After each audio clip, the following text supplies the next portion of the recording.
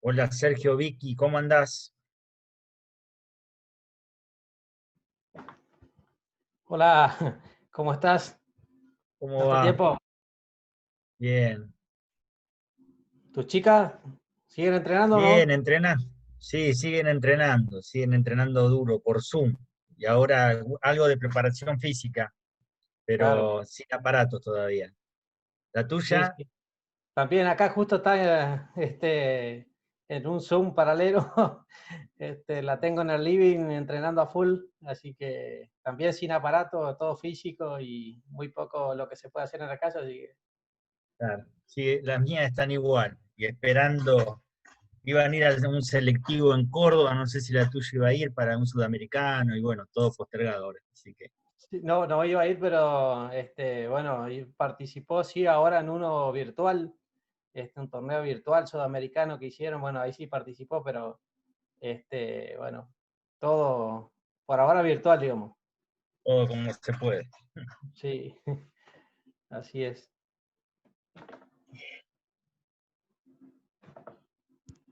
¿Y esto, che, cómo sigue ahora acá? Ahora creo que por comisión, no sé, María Berroni estaba un poco a cargo de esta comisión. Ajá. Bueno, buenas tardes. Vamos a empezar con una introducción que va a hacer Claudio Chocodías, y luego quien quiera pedir la palabra lo puede hacer a través del chat, se le va a habilitar el micrófono y aportar la mirada que desee en relación al tema que nos convoca. Yo voy a ir tomando nota de todas las intervenciones, así que bueno, espero que sea productivo para todos este encuentro. Muchas gracias. Bueno, no sé, María, si están ingresando a la sala o ya estamos como para comenzar. Eso, manejalo vos. Ya estamos porque es automático Ah, el perfecto. paso, así que estamos. Bueno, muy bien. Si les parece, son muy breves minutos porque la tarea como coordinador es simplemente eh, presentar el tema. El tema que nos convoca es el de CONIAU, que ha sido muy clara Dania al explicar toda su conformación. Simplemente entonces yo no voy a volver sobre eso, sí tomar alguna referencia de que el tema de Coniau, tal como lo planteó Dania, generaba enormes desconfianzas a buena parte del sistema universitario cuando se lo propuso en la Ley de Educación Superior.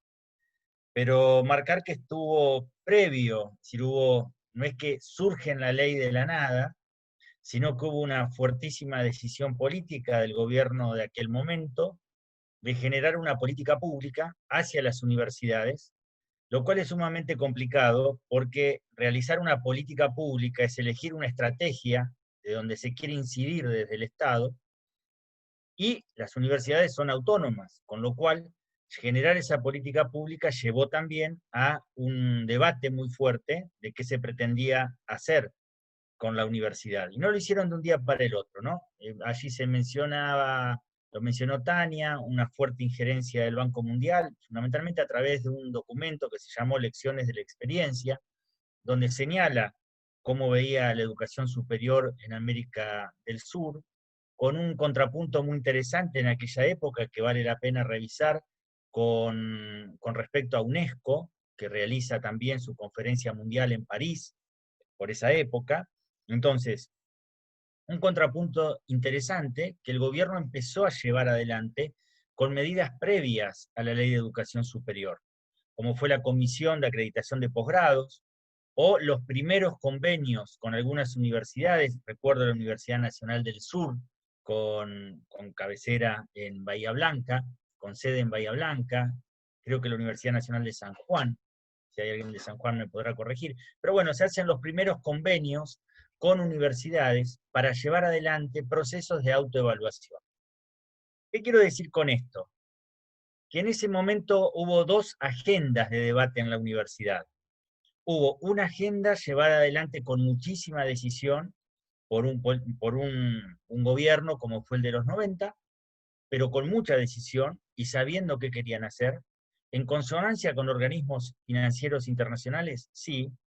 ¿En consonancia con una reformulación del Estado que se quería hacer? Sí, también.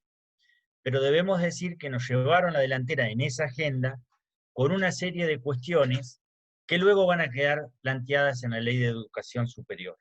Una de esas cuestiones fue justamente lo que fue luego CONIAU y las competencias de CONIAU en relación a acreditación de carreras y evaluaciones institucionales. Y hubo otra agenda de los sectores reformistas, donde estábamos todos nosotros, seguros, que nos habíamos quedado en una defensa de la autonomía como corresponde y está bien, y también en una defensa de un mayor presupuesto, que también está bien, pero que no vimos debates que se estaban dando en el sistema universitario, por ejemplo, europeo, sobre temas de evaluación y acreditación. ¿Por qué digo esto? Porque en un momento como este es tan saludable que nos planteemos temas a futuro y muchas veces ser arriesgados en cómo lo podemos pensar. Y pensar CONIAU, acreditación y evaluación, lo tenemos que hacer también arriesgándonos a verlos como un instrumento. Planteaba Dania, y yo con Dania, y comparto con ella, que en un primer momento se lo vio, y creo que fue la intención del gobierno, el hecho del gobierno de aquel momento, de que sea un ente controlador, ¿no? CONIAU, y como agencia, los procesos de evaluación y de acreditación, pero que no lo terminó siendo. Dania ponía el acento en las movilizaciones que se generaron, en la resistencia y en la propuesta de los sectores reformistas, y es cierto. Yo agrego un elemento más. Creo que las primeras conducciones de CONIAU, cito dos ejemplos, Mignone y Juan Carlos Pugliese, le dieron también un matiz a la CONIAU favorable a lo que terminó siendo. CONIAU, me remito a lo que dijo Dania. Ahora, tanto los procesos de evaluación institucional como las acreditaciones de carreras de grado y de posgrado, y este debate sobre qué pasa con las carreras que no son acreditadas, que me parece muy interesante lo que se planteaba, qué hacemos con las carreras de ese artículo, se supone que son para un mejoramiento del funcionamiento de nuestras universidades y de las calidades académicas que tienen que tener como institución y las carreras que se acreditan. Y ahí me quiero detener. Después todo lo otro creo que ya lo dijo Dania, ¿no? La conformación, la evaluación institucional, la acreditación. Pero desde la ley hasta el momento, CONIAU, con la integración que tiene, y con la evaluación de pares, que esto es muy importante, que a veces no lo tomamos como tal, nos evalúan nuestros pares, no es que viene una agencia que está por sobre encima a evaluarnos. En el proceso de evaluación institucional hay un primer momento que es la autoevaluación, y hay un segundo momento que es la evaluación externa.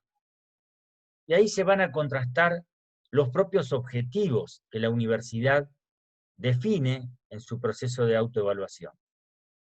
Mientras que en la acreditación sabemos que tenemos que alcanzar determinados estándares, y esos estándares son los propios, si bien es aprobado en el Consejo de Universidades, son elaborados, son trabajados por las propias carreras, por los decanos, por las autoridades y por las redes de esas carreras, sea la que venga, sea la que fuere.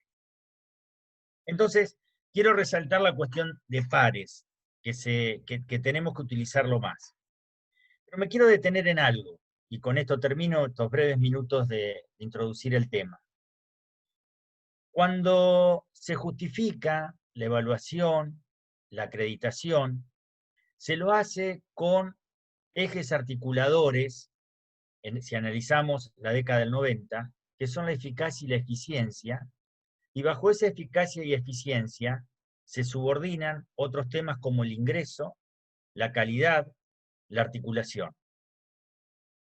Y si contrastamos los 90 y los 80, que seguro todos nos vamos a sentir más identificados con lo que se pensaba en los 80, se perfila entre esas dos posiciones, se fue perfilando el sistema universitario actual. Una suerte de empate en donde no fue tanto esa autonomía benevolente, como llama Joaquín Brunner en la dicotomía que él maneja de cómo se da la relación entre universidad y Estado. No fue tanto esa autonomía benevolente de los 80, que ni siquiera hacía falta una ley de educación superior o una ley universitaria, ni tampoco fue el control que se pretendía con un Estado planificador de los 90, sino que se dio esta suerte de coordinación del sistema que ha logrado un aval y una legitimación en nuestro funcionamiento. Pero acá va la duda que a mí me genera y que quiero trasladársela a ustedes. Como buenos universitarios tenemos que generar dudas más que certezas. Entonces, yo digo, ¿no estaremos cómodos con el sistema actual? ¿No habrá cierta comodidad? ¿Y no habrá cierta autocomplacencia como estamos viviendo el sistema universitario con las evaluaciones, con las acreditaciones? ¿Por qué digo esto? Porque estaba viendo, comparando, un diagnóstico que realiza Susana Decibe, que fue la ministra cuando se aprueba la ley, en consecuencia cuando CONIAU y los procesos de evaluación y acreditación quedan allí en fuerza de ley y comienzan a darse.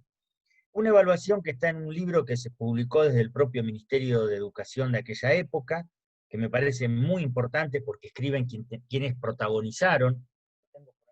Si lo encuentro se los muestro. Es este libro, el libro azul lo llamábamos nosotros, es este libro, donde los propios autores de esos cambios analizan. Entonces Susana Decibe en este texto hace un diagnóstico de por qué tomaron las medidas que tomaron, entre ellos la evaluación y la acreditación. Después tomé otro que realiza Juan Carlos Pugliese, vaya homenaje también al amigo muerto, hace poco tiempo atrás ha muerto Juan Carlos, Juan Carlito, como lo llamábamos, lo veo a Tripaldi, que hemos convivido mucho de esa época, vaya el homenaje a Juan Carlos. Un análisis que hace Juan Carlos en otro texto que debo tener, creo que es en este texto, en donde se hacen los diagnósticos. Y es llamativo la coincidencia de lo que decía Decibe del sistema universitario, que en buena medida tenía razón en esos puntos, con los que realiza Pugliese. Y si yo hoy nos animásemos a hacer una evaluación o un diagnóstico, vamos a ver que aparecen temas que todavía, a pesar de tantos años del diagnóstico de Decibe, persisten. Por ejemplo, el desgranamiento en los primeros años de nuestras carreras.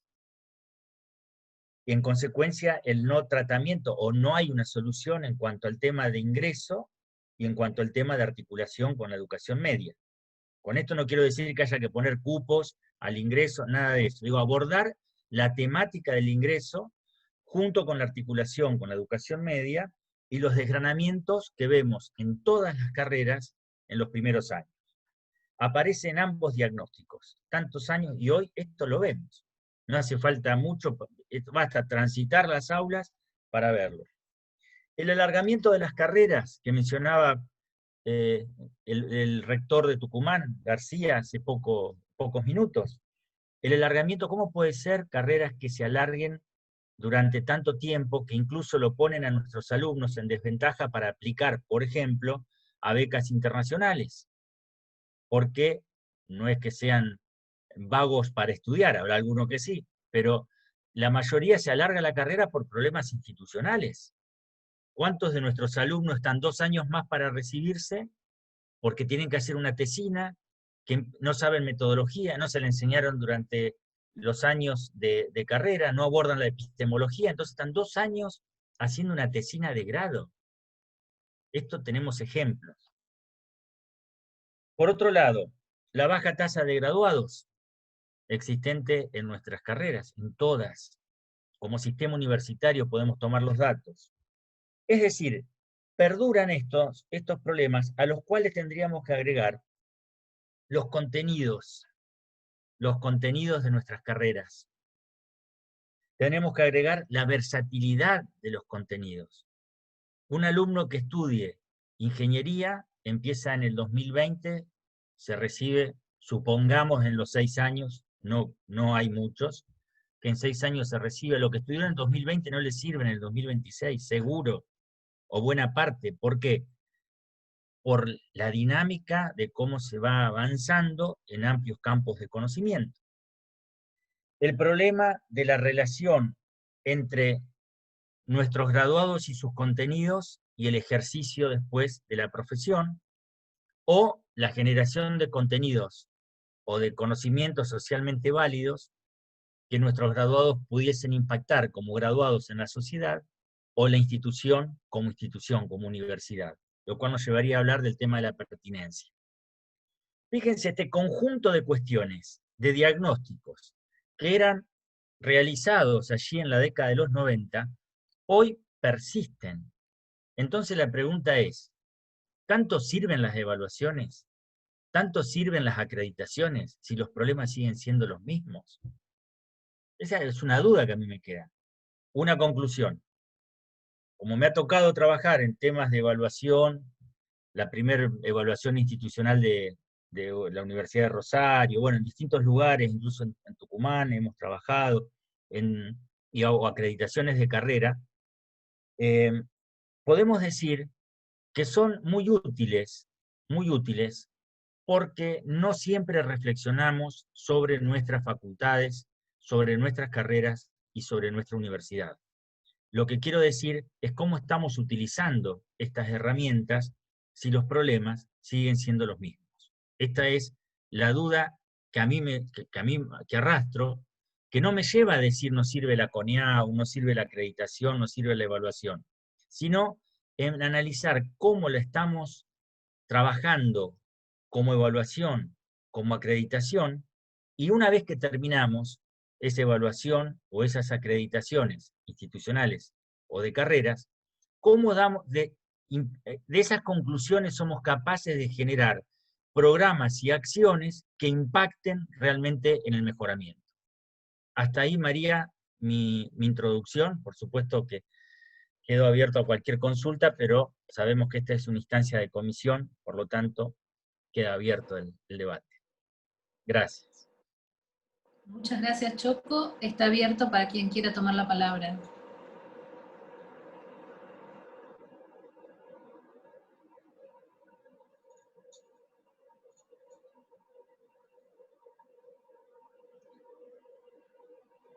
Qué raro que tantos radicales y no hablamos. Pido la palabra. Está Gabriel Sanz. Primero, ¿puede ser? Dale, Sáez. después me anoto. Dale, perfecto.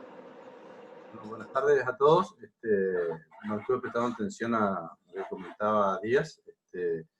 Y cuando, después de todos estos años, digamos, en la cual fue aplicada, digamos, la Ley de Educación Superior y ver los resultados que se tuvo hacia adentro y hacia afuera de la universidad, y viéndolos desde dos puntos de vista, o sea, viendo desde un punto de vista de aquel estudiante universitario que veía y evaluaba las consecuencias que podía tener, digamos, la ley universitaria en vigencia, y viéndolo ahora como este adulto de 52 años, docente a cargo de materia, director de la carrera de Ingeniería Electricista que soy en la Facultad de Ciencias Exactas de la Universidad del Nordeste, viéndolo así a la distancia, lo que se decía en aquel momento y la realidad en la cual estamos ahora, yo creo que muchas de las cuestiones que en aquel momento se planteaban se han hecho realidad.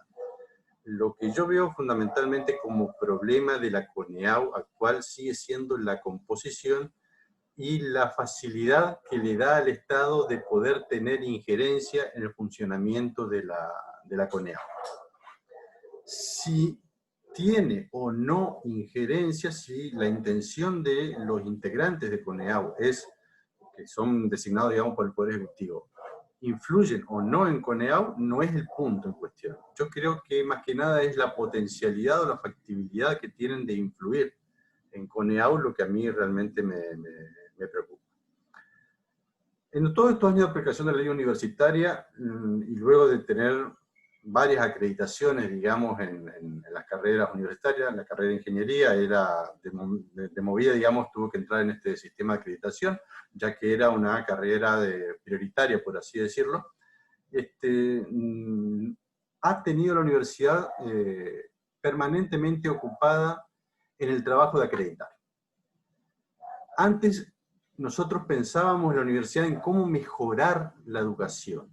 O sea, qué hay que hacer para tener mejores profesionales, para poder tener mejor calidad educativa y demás.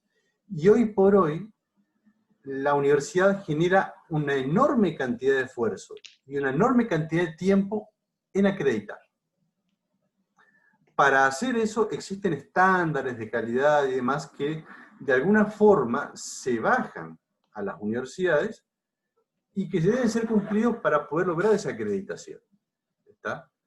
Esos estándares que se baja línea, digamos, a las universidades, como comentó Díaz, digamos, son muchas veces propuestos por las propias universidades. Entonces, cuando nosotros decimos, para acreditar hay que hacer esto, esto y esto y estas acciones, nosotros preguntamos, ¿pero de dónde sale esto? Inmediatamente sale la famosa palabrita que CONEAU le baja a todas las universidades. Sale de ustedes. Esa palabra ustedes es permanentemente bajada de línea. Me encantaría saber, francamente, quiénes son ustedes. Y esa palabra, se la digo acá, se la rechazo. Porque para que sea de ustedes, ese ustedes tiene que involucrar el trabajo de todos los claustros universitarios. Estudiantes, docentes y graduados. Y si alguna universidad tiene también el personal no docente, también corresponderá al personal administrativo. Entonces, lo que yo veo es que se ha asentado y se ha sedimentado la idea de que las universidades, para conseguir la calidad, tienen que acreditar. Y no estoy seguro, no veo yo, de que estemos mejorando la calidad de la educación por acreditar. ¿Está? Me gustaba más la universidad cuando era más libre y podía pensarse a sí misma y decir, señores, esto es lo que nosotros, como esta universidad, necesita para mejorar la calidad de la educación. Me parece bueno lo que dijo Díaz, y es cierto, había un temor muy fundado sobre el funcionamiento de CONEAU, y creo que tenemos que tener tenemos que dejar de lado la postura aquella que era principista de que no existe una Comisión Nacional de Evaluación y Acreditación Universitaria. Pero creo que sí es fundamental de que esa Comisión Nacional de Evaluación y Acreditación Universitaria se transforme solamente en eso, una institución que evalúe y que acredite, no que establezca estándares que además son uniformes para todo el país, para fijar la calidad. La calidad, tenemos que recuperar esa potestad para las universidades, para fijar y decir qué es lo que es la calidad de la educación. En su momento, como decía Díaz, digamos, se señalaba el famoso tema de la masividad, el ingreso, el desgranamiento y demás. Y ya en aquel momento se planteaba de que teníamos que entender el sistema universitario como un sistema que está adentro de un sistema educativo más amplio. Entonces, cada vez que pensamos en la masividad del ingreso y el desgranamiento, como en aquella época no se coincidía con lo que decía de CIBE, yo sigo sin coincidir en la actualidad. O sea, si nosotros tenemos un sistema secundario de tan baja calidad, entonces el desgranamiento va a seguir sucediendo. Y cuando yo veo el egresado universitario, con los pocos recursos y conocimientos que tenemos, digamos, en esta parte del planeta, la verdad que yo veo los egresados y los veo muy buenos, con todas las limitaciones que tenemos. O sea, yo no veo que estemos sacando malos egresados de la universidad. Podrán haber particularidades en distintas universidades, no lo digo que no, sobre todo por la política que fue aplicada desde el Estado Nacional en falsa creación de nuevas instituciones universitarias, sino por el hecho de que no, o sea, como les digo, o sea, no, particularmente en mi carrera, los profesionales que sacamos son muy buenos profesionales, son muy buenos, y la mejora que se ha dado, digamos, es en gran medida, ¿por qué? Porque la universidad, prácticamente la gran masa de la Universidad Nacional, el pensamiento reformista y las herramientas que son los principios de reforma, porque los principios de reforma no es una Biblia a la cual hay que ir a rezarle, son herramientas que han demostrado ser útiles para el progreso de nuestra nación, se han aplicado y se viven hacia adentro de las universidades. Por ejemplo, en el tema de la pandemia, ¿quiénes picaron en punta para resolver la pandemia? Las universidades nacionales. Y nuestra universidad es un claro ejemplo, y nuestra carrera, o sea, ingeniería electricista y electrónica, hoy por hoy, todas las unidades de cuidado intensivo que hay en la provincia de Corrientes están equipadas con respiradores que fueron creados gracias a la Universidad Nacional del Rosario y la Universidad Nacional del Nordeste. ¿Y eso por qué ocurre? Y bueno, porque la extensión universitaria es un concepto, y cuando ocurrió el hecho, saltó la extensión universitaria como principal acción a llevar adelante por la universidad y solucionar un problema para una necesidad acuciante que tenemos hoy. Entonces, yo creo que en gran medida la calidad de educación que tenemos hoy es gracias a hacer hincapié, digamos, en los principios de la reforma universitaria, que son herramientas que han demostrado ser útiles para nuestra cultura.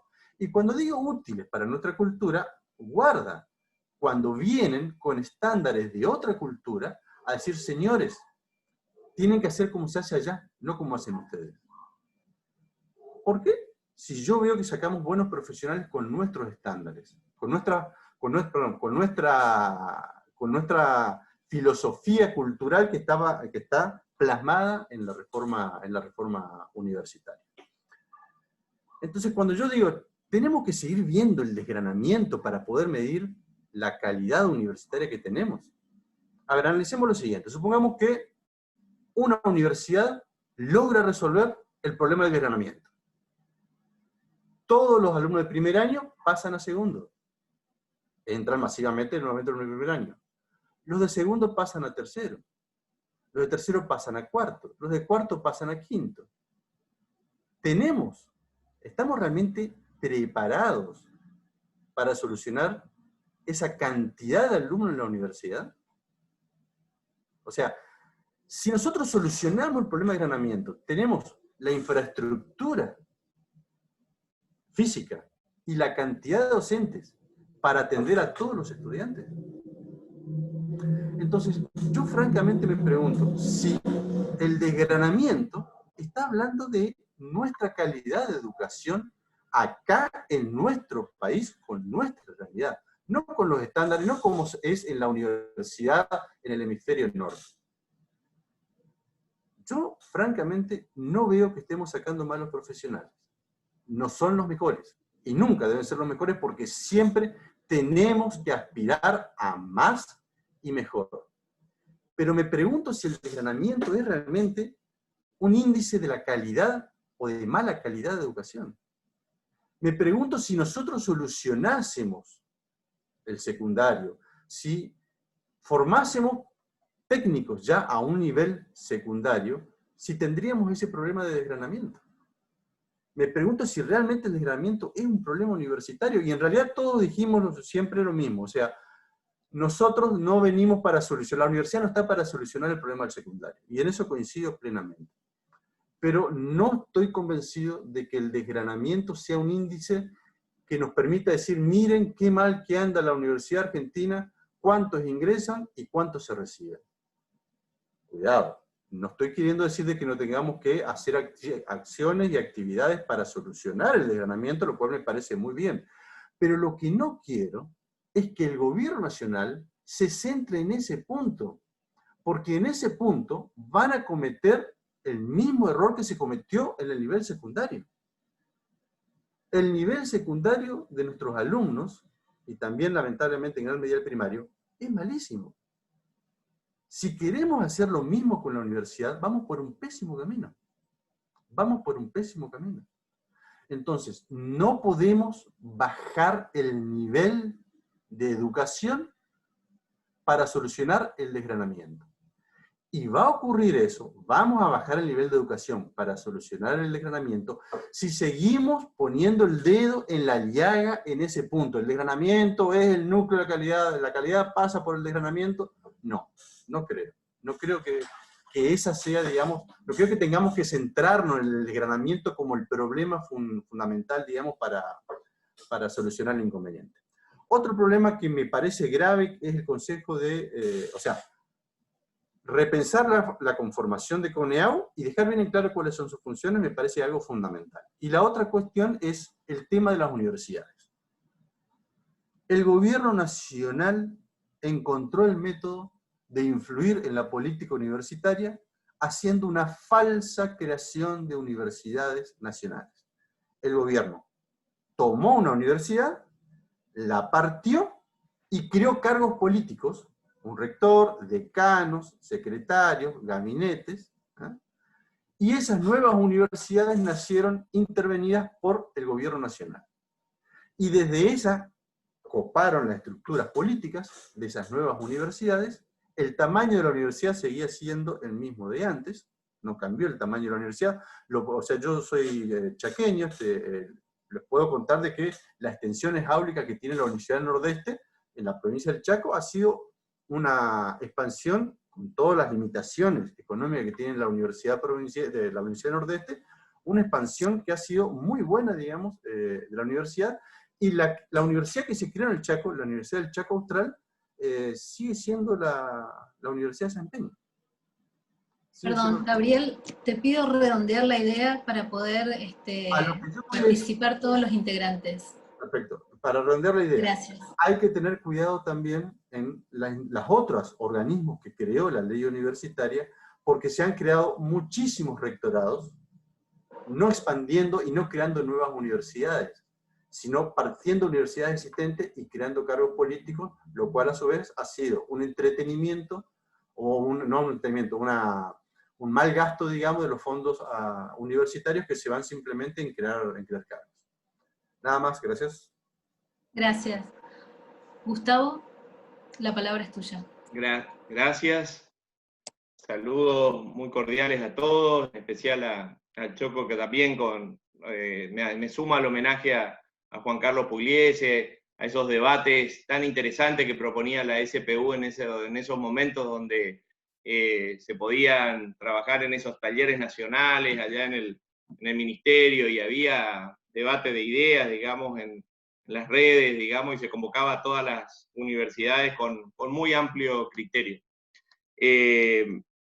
Un tema que me pareció muy interesante, que planteó Díaz cuando nos traía algunos temas, que lo bueno de esto es poder dudar, reflexionar, ¿no es cierto?, con CONEAU, y me parece que estoy viendo en varios de estos encuentros que he podido asistir y de otras regiones también, celebro que no se tome ya a CONEAU como algo sacrosanto y que, bueno, sino al contrario, ¿no es cierto? Hay que repensar eso, y me parece que han pasado muchos años y hay cierta cristalización o por lo menos quiero traer también algunos datos con respecto a que se necesita una renovación de ese sistema de acreditación, tanto de las carreras en grado y posgrado como también de la evaluación universitaria que hace CONEAU, ¿no es cierto? En algunos casos, universidades que ya han pasado por 3 evaluaciones institucionales, 3 procesos. En nuestra universidad estamos ahora por ingresar allá a la tercera fase, y la verdad que uno ve hasta un sistema casi ya monótono, repetitivo en esas evaluaciones institucionales, y no ha podido autogenerarse innovaciones interesantes en esos mecanismos de evaluación. Insisto, tanto también en la acreditación de carreras como en la evaluación de universidades. El tema, por ejemplo, de alargamiento de las carreras, que vos planteabas también, Choco, cuando hablabas, me parece un tema fundamental para poder abordarse, porque hoy en día, en este mundo interconectado e interdependiente que tenemos, el sistema que estamos teniendo con carreras que duran un promedio con un plan de estudios mentiroso de 6 años, y el promedio, nos decían algunos decanos, pasa a ser de 7 años y medio, 8 años. O sea, hoy que un estudiante tenga que hacer 8 años para llegar a su primer título de grado, y después poder hacer una maestría, que en nuestros sistemas también pese a la evaluación, a la acreditación de CONEAU, etcétera, las maestrías se terminaron casi en doctorado, digamos. ¿Por qué la gente tiene? A mí me preocupa el desgranamiento en el posgrado. La gente cursa las maestrías y después estaban en promedio entre solamente un 30 o un 40%, llegaban a obtener su título de maestría o de doctorado, porque se vuelven casi carreras de obstáculos imposibles de llegar. Las tesis, por ejemplo, en las maestrías parecen, con el nivel de exigencia y demás, se volvieron casi como tesis doctorales. Entonces, claro, es como que estamos desfasados, digamos, en el nivel de exigencia.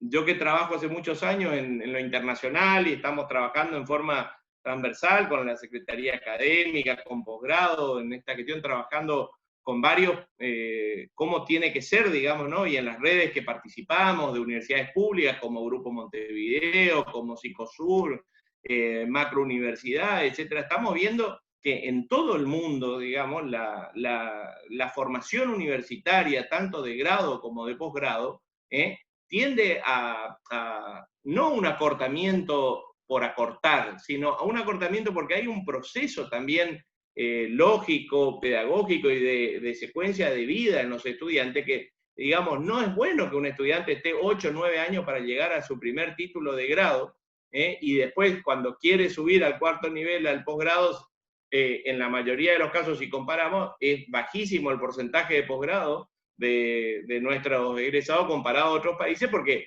hizo una carrera interminable, entonces sale despavorido de la universidad. Después vuelve porque sabe los beneficios que le trae el posgrado y demás, pero ahí se produce también todo un fenómeno que hay que analizarlo, digamos, por qué en otros lugares del mundo hay, digamos, un gran desarrollo también del posgrado en función de que los estudiantes, como tienen una carrera, digamos, más acotada, que le permite en muchos casos tener un contacto ya con el mundo laboral, de vinculación con la sociedad, etcétera, etcétera, más temprana, luego se vuelve al posgrado con una indicación específica o con el desarrollo de los posgrados también con mucha más pertinencia hacia las necesidades regionales, hacia los tejidos productivos, necesidades sociales de la región, porque esa persona que terminó un ciclo universitario pudo entrar en contacto con la sociedad, ya sea en el mundo laboral, académico, en una ONG, etcétera, y después vuelve a la universidad, tiene también una maduración, digamos, que hace mucho más interesante. Todo esto hace 25 años que se viene repitiendo, digamos, yo coincido en ese análisis, esta pregunta que hacía Díaz, en estos casos, todo este proceso de CONEAU no ha generado, así como generó cosas muy buenas, en algunos términos también el trabajar el concepto de calidad en redes, que no sea un concepto de calidad local solamente de una facultad, sino que si hablamos de arquitectura, digamos, tenemos que hablar de un consenso, digamos, entre todas las facultades públicas de arquitectura de la Argentina, un trabajo, digamos, de integración, digamos, que hay, y así en cada una de las disciplinas, ¿no es cierto? Ese trabajo de vertebrar y llegar a consensos, digamos, de lo que significa calidad para un país, en una disciplina, etcétera, etcétera. Hay cosas que son interesantes a partir de CONEAU, pero hay otras cosas que solo se encriptaron, y vuelvo a insistir, hay evaluaciones, me comentaban, universidades que han terminado la tercera evaluación y las preguntas casi volvieron a ser las mismas, los sistemas, y por ejemplo, como un dato, el tema de internacionalización lleva 25 años y la CONEAU no ha incorporado. Nosotros estuvimos debatiendo en el encuentro anterior el eje de internacionalización, todas las universidades, en función, por ejemplo, que hoy la dimensión internacional atraviesa la investigación, el posgrado, la formación académica, la extensión universitaria. En todas las funciones sustantivas de la universidad estamos trabajando en temas internacionales. Y sin embargo, la CONEAU no tiene un punto en la evaluación institucional de una universidad, y me lo comentaba una persona que el año pasado terminaron la evaluación, cuando llegaron para evaluar dijeron, no, nosotros vamos a evaluar formación, investigación y extensión. Y le dice, no, pero mire, nosotros tenemos vinculación, transferencia tecnológica e innovación, tenemos internacional. no, ponga todo eso dentro de extensión y después vemos. O sea, como que vienen con una receta, un paquete, a evaluar esas 3 funciones básicas, sí, por supuesto, sustantivas de la universidad, pero ¿y todo lo que pasó en estos 25 años? O sea, hubo un desarrollo, ahí comentaba recién Gabriel, por ejemplo, la transferencia, la innovación, la vinculación de la universidad con las distintas formas hoy que no es la extensión clásica.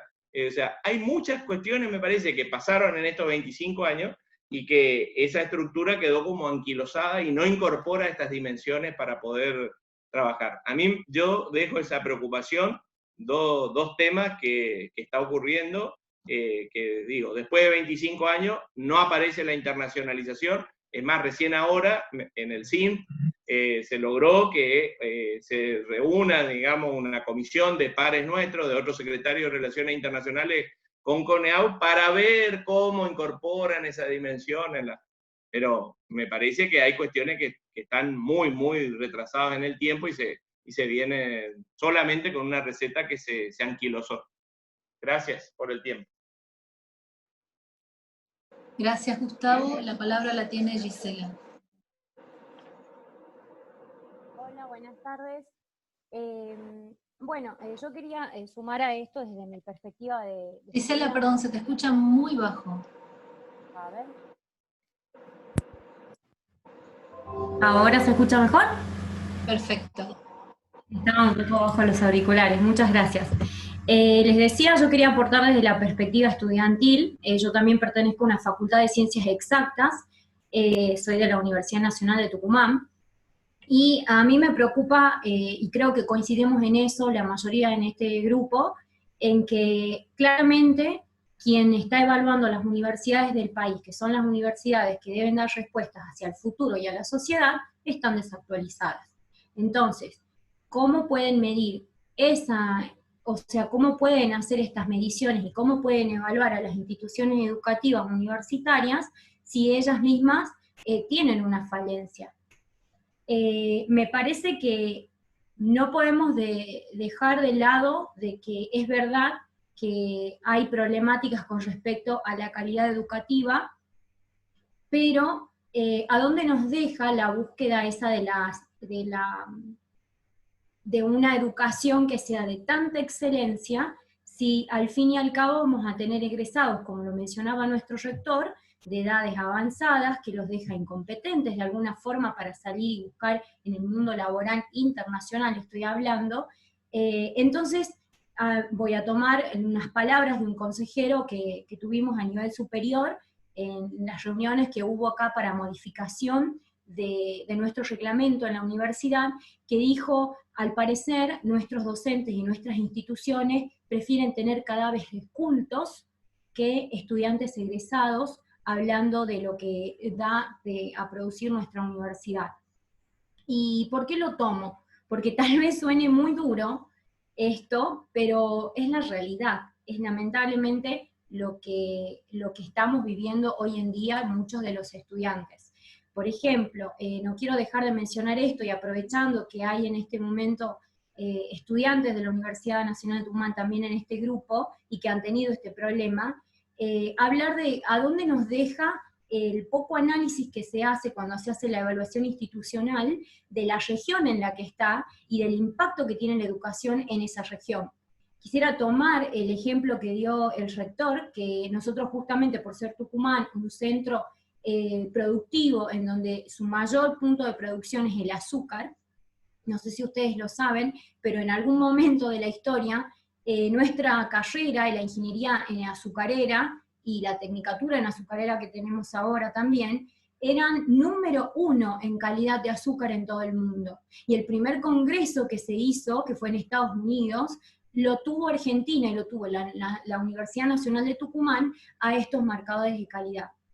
Entonces, cuando estas entidades como la CONEAU vienen y evalúan, ¿por qué no toman en cuenta y dejan de tomar esta regla en la educación como si fuera de que todas las provincias, las regiones y las universidades fueran posibles de medir con con una misma vara, ¿no? Es un poco absurdo pensando que la educación es tan amplia y es incluso inconsciente e irresponsable de una entidad que se ocupa de garantizar calidad, que haga este tipo de mediciones o que tenga siquiera la concepción de la educación de tal forma.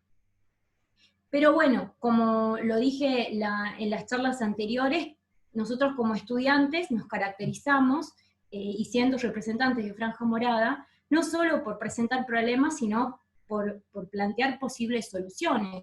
Digo, es hora de que también quienes nos evalúan se paren en los nuevos paradigmas educativos. Creo que voy a ser muy insistente con respecto a esto, porque una de las grandes falencias que tienen nuestras instituciones educativas, en realidad nuestro sistema educativo nacional, es que se ha quedado sin vigencia, está atrasado. Si bien propone sus objetivos con la ley algunas cuestiones que son fundamentales para la educación del futuro, como por ejemplo la inclusión, de la educación especial, de algunas cuestiones que ya no se podían postergar más, hay algunas otras que las ha dejado de lado.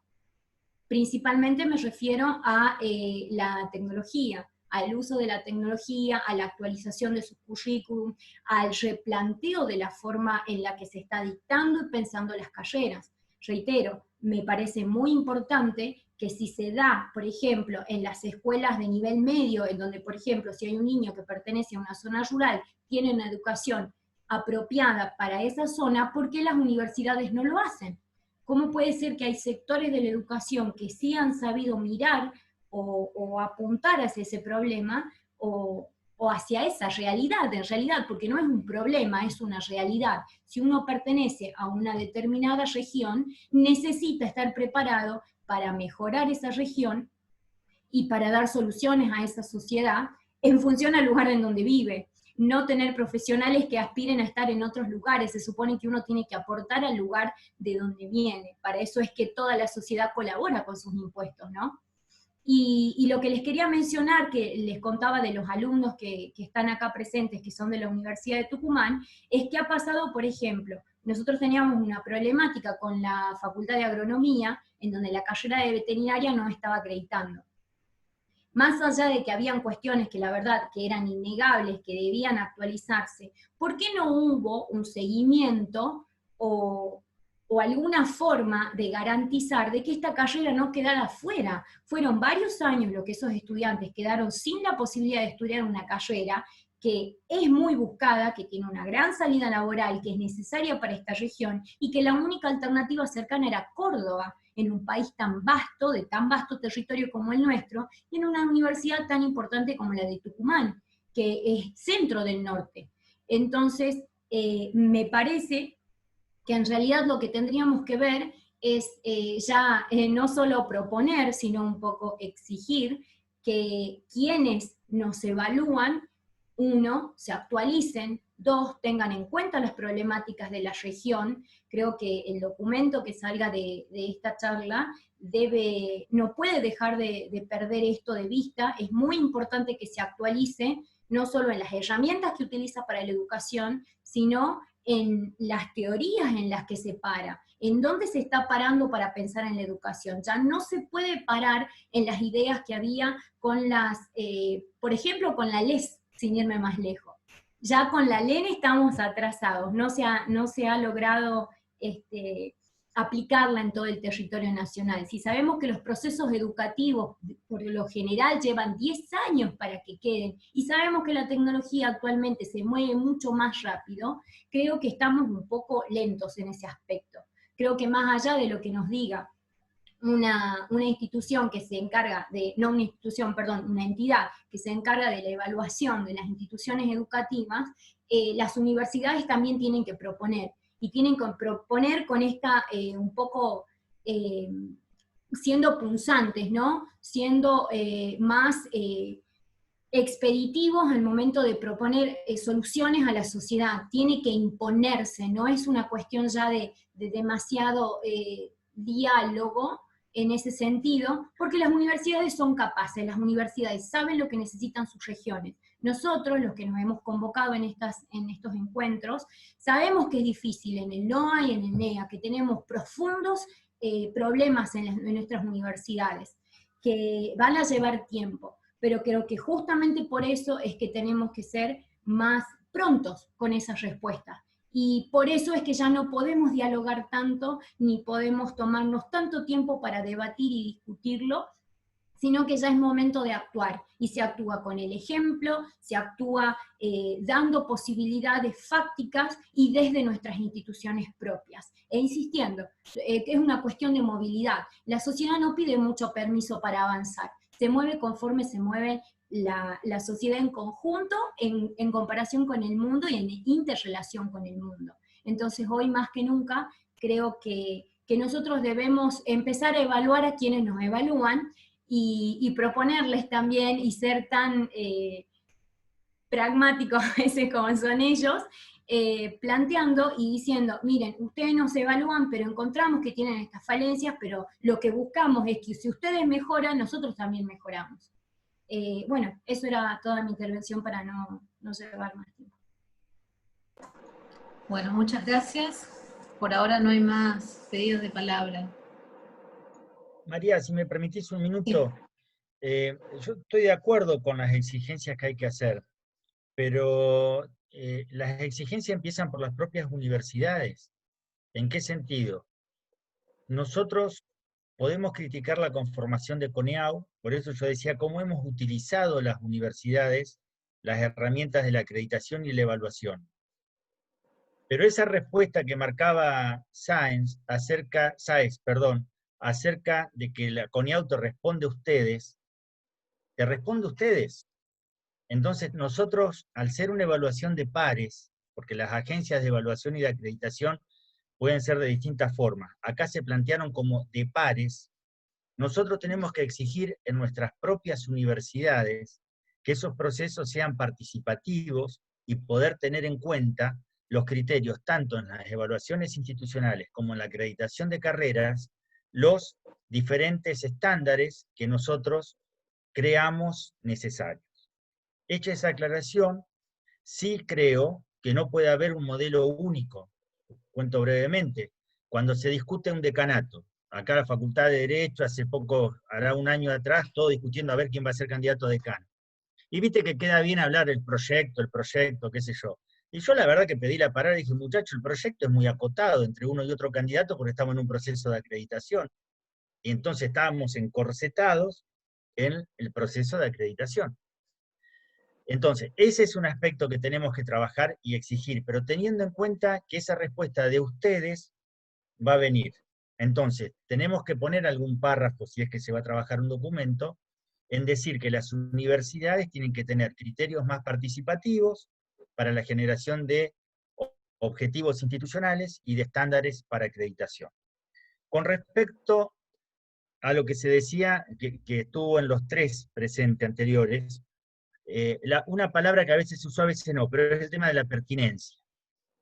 Yo voy a cometer un acto de indiscreción o que no corresponde, pero hay un artículo publicado justamente por un libro en la Universidad Nacional de Tucumán, en donde el artículo mío, el trabajo mío en ese libro, es justamente la pertinencia como eje de la calidad académica.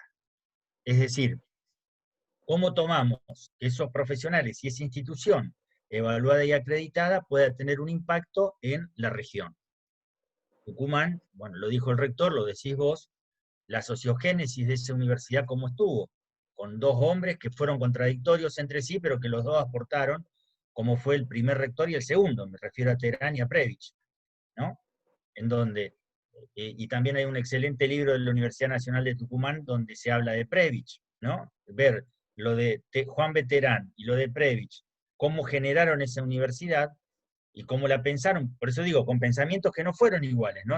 Terán no apoyaba la reforma, creo que el criterio reformista lo incorpora Previch allí, pero bueno, ese es otro debate. Pero lo que digo, la sociogénesis de la universidad, de cada una de las universidades, tenerlo presente con ese criterio de pertinencia. Esto solamente quería decir eso, que tengamos cuidado y que tenemos que justamente poner ese, acá veo un comentario, ese ustedes, aclarar quiénes son esos ustedes, acá dice Sáenz, y también crear los espacios necesarios en las universidades para que sea un real momento de reflexión y no como dijo Tripaldi, una cuestión casi burocrática, ¿no? De llenar papeles y dedicarle un montón de tiempo a la acreditación y a la evaluación institucional, y en definitiva se transforma en una herramienta burocrática de poco impacto. Y eso me parece que estaría interesante marcarlo, ¿no?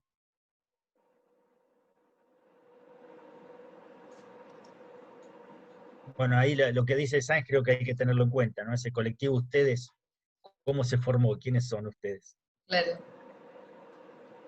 Acá la experiencia que por lo menos tengo en la Facultad Regional Resistencia es que los procesos de evaluación y acreditación de carrera han sido vistos y transitados con mucha resistencia.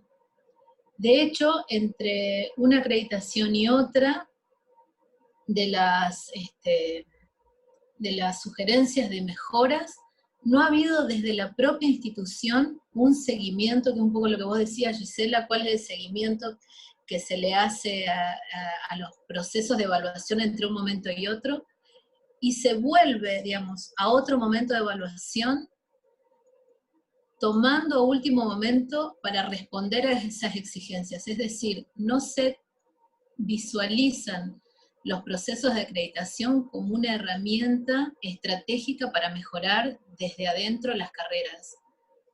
Y la verdad es que es muy lamentable si vemos, si hacemos un corte entre una evaluación y la otra, los procesos de mejora hacia la interna de las carreras de la facultad han sido muy escasos, muy escasos. Y se toman decisiones institucionales y políticas cuando estamos al borde de otra evaluación.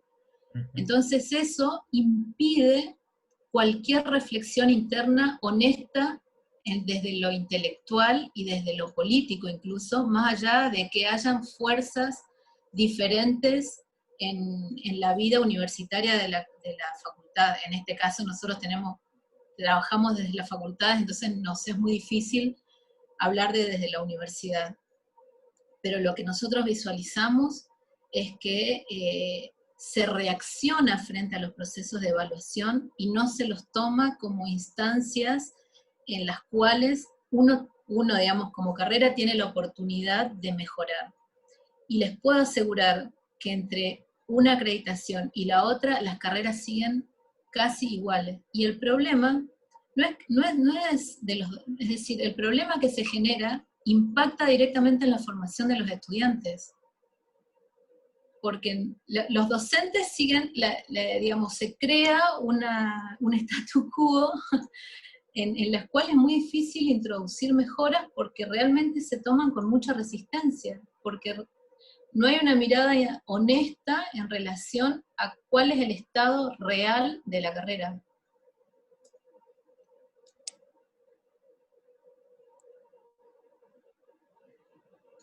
Rosana Paz tiene la palabra.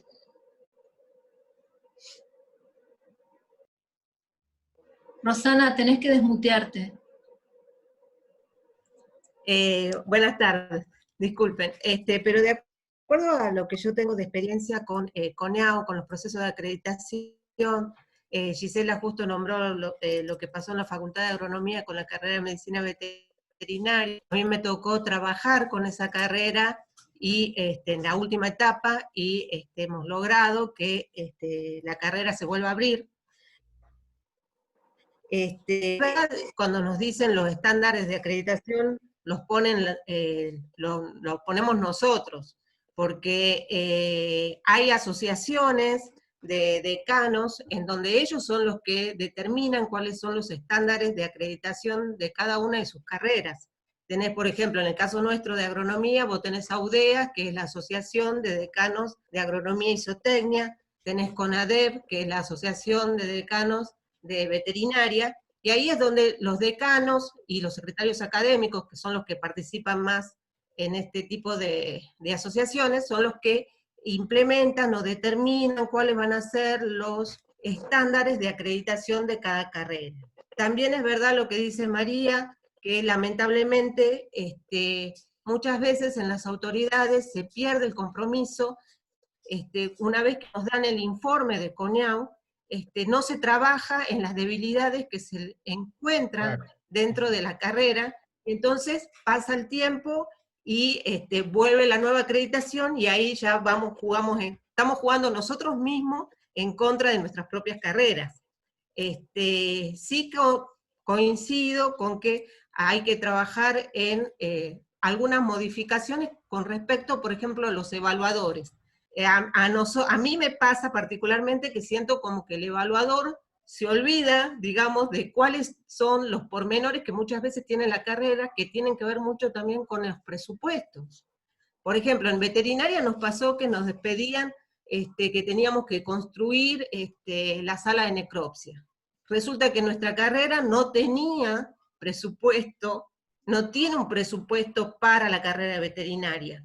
Cuando quisimos participar de la parte de hospital, porque había ustedes no pueden participar, que no tienen la carpeta, nos estaban requiriendo, digamos, que hagamos esas implementaciones. O sea, es como que por un lado nos exigen y por otro lado no tenemos los medios para poder cumplir con las exigencias, principalmente cuando es la parte presupuestaria, que muy bien lo explicó ay, no me sale el nombre ahora, no me acuerdo. Bueno, Lidia. Que bien lo explicó Lidia, que muchas veces, claro, que ella bien explicó que muchas veces en los presupuestos se ponen líneas que están enmascaradas y que no van realmente a las universidades como deberían ir. O bien, como dijimos hace un ratito, que se crean nuevas universidades y es la misma torta que se reparte en un mayor número de universidades. O sea, yo creo que tendríamos que trabajar en un documento en donde todo se plantee o se vuelquen todas estos comentarios que estamos realizando. Les propongo lo siguiente porque ya estamos sin tiempo. Estos documentos se van a elevar a la Fundación ALEM, los cuales van a ser trabajados entre todas las regiones nuevamente. Juan Irala tiene mi correo electrónico, así que quienes quieran enriquecer, yo lo voy a reeditar, lo voy a enviar. Quienes lo quieran enriquecer va a quedar abierto antes de ser enviado. Así que muchísimas gracias a todos, muchas gracias a Choco Díaz, quien ha tenido la inmensa amabilidad de acompañarnos en nuestra región, y a quienes han participado de estas dos instancias del eje 1, muchísimas gracias. A partir del lunes transitamos el eje 2. Buenas noches a todos. Chao, muchas gracias. Chao.